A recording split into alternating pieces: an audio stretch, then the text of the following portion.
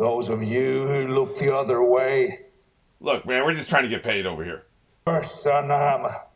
Yeah, that's easy for you to say because you're fucking rich, asshole. How about you give up all your money and see whether you take bribes or not? They're the IRA Fenians. Still.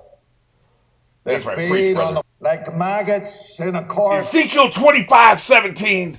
Flies and spread their rotten philosophy. He saw this speech. He says, yes, I will take this role. Who will bolster your ranks. We'll teach him how to take bribes, sir. From God-fearing families.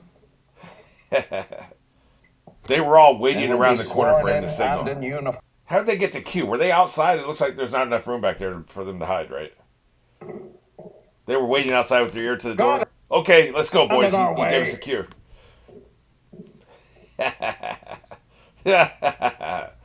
I always imagine a situation like that. The people are waiting in the, because, you and I are talking in a room, right?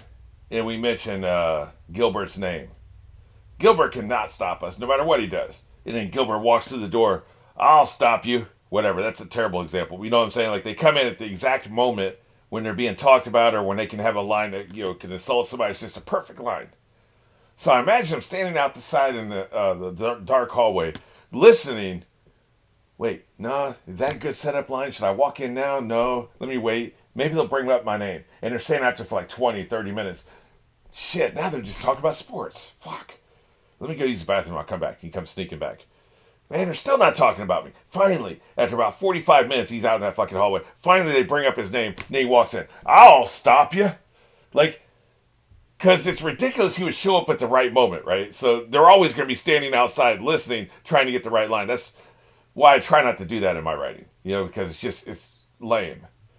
And then, it's really cool in the moment, but then when you think about it, it's like, how long was he out in that hallway waiting? What if they just kept talking about sports? Like, how long would he have waited? 2 hours?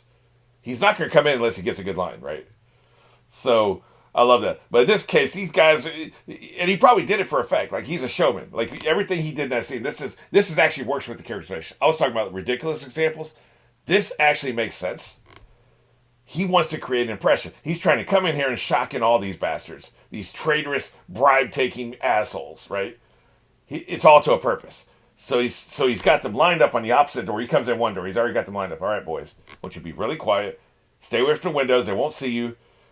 You lead guy, keep your ear to the door. When I say the right word, come in. And you're going to line up on both sides of my podium, right?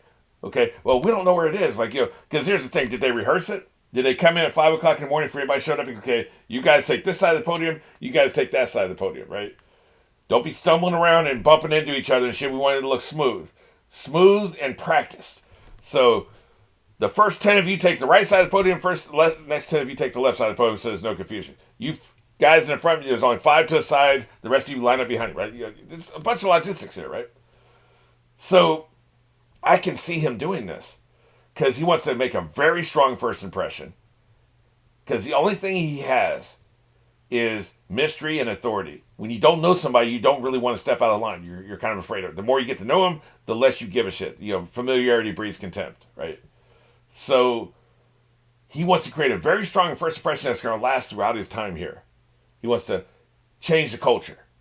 How do you change the culture? You give a badass speech, and then in the right moment, you have the guys come in. If he had just come in rolling with all these guys in the first place, they'd been spending all the time like, well, who's these motherfuckers? They'd be distracted. You make them come in at the right moment. So that tells us a lot about his character.